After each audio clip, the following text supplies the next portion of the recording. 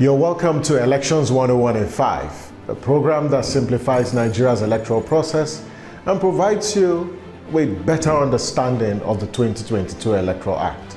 On this show, we focus on how and not who to vote. The show is brought to you by YAGA Africa and supported by the UNDP. I'm Samson Itodo, and let's get started. What are the conditions for a runoff election? We went to the streets to hear what Nigerians have to say and hear the voices from the street. Like that, time factor, and shutdown run. Natural disaster. Natural disaster. 2, pairing of both candidates or 2 or 3 based on INEC conditions and rules. 3, death. Now, let's begin. What is a runoff election? A runoff is a voting system used to elect a single winner where no candidate emerges from an election in the first round. Recall in previous episode, we highlighted the 2 conditions a candidate must meet to be declared a winner of a presidential election based on provisions of the 1999 Constitution as amended and the 2022 Electoral Act. For the presidential elections, for instance, not all 18 registered political parties sponsoring candidates will participate in a runoff election. Only 2 candidates will be on the ballot for a runoff election. So, in case of a second round, which is, a runoff, who will make it to the ballot? The first will be the candidate who secured the highest number of votes. That will be the first candidate on the ballot. And now the second candidate. The second candidate is the one among the remaining candidates who has a majority of votes in the highest number of states. A majority of votes in the highest number of states. This condition is necessary because the framers of our Constitution, want only candidates with national acceptance. That's why there's a criteria for the spread. And the reason is, in a presidential election, the entire country is considered one constituency. And so, to be declared a president, you need to have won not just majority of votes, but you should have a spread. And that spread actually depicts national acceptance.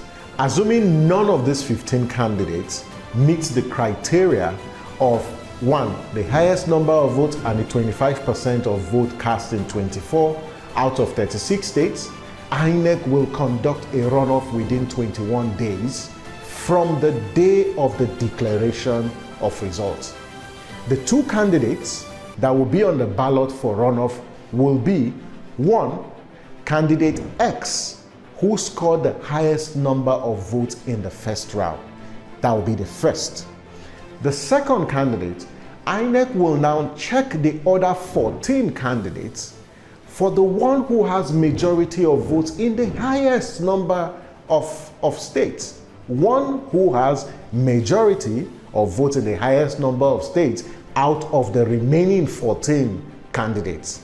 Now, where there is more than one candidate with majority of votes in the highest number of states, so if there is a tie, INEC will pick the candidate with the highest number of votes as the second candidate. And what this simply means is that in the event where, in considering the remaining candidates, there is more than one candidate who secured majority of votes in the highest number of states, INEC will now check of these candidates who has the highest number of votes.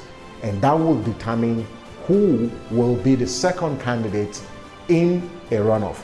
So it appears that we might see a situation where somebody or a candidate who came second, in the first round may not make it to the runoff election because the criteria for the second candidate is the candidate who has majority of votes in the highest number of states. And INEC is not taking chances in the 2023 election, and the Commission has printed additional ballot papers in the event that there is a presidential runoff election after the February 25th presidential elections. It is worthy to note that victory in a runoff is by simple majority. Simple majority is the criteria and the method of determining a winner in a runoff elections. And that's election 101 in 5. Now you know the conditions for a runoff election and which candidates will make it to a runoff election. We would appreciate your feedback, so you can reach us on any of the platforms displayed on your screen, because this show is about you. If you have topics you want us to address or questions, please feel free to email us and we will take it on the show. And that's our show for tonight. Get ready to vote on February 25th and March 11, 2023, because our lives depend on it. Thank you for watching. I'm Samson Itodo, and I'll see you tomorrow as we simplify another complex aspect of Nigeria's electoral process. Bye for now.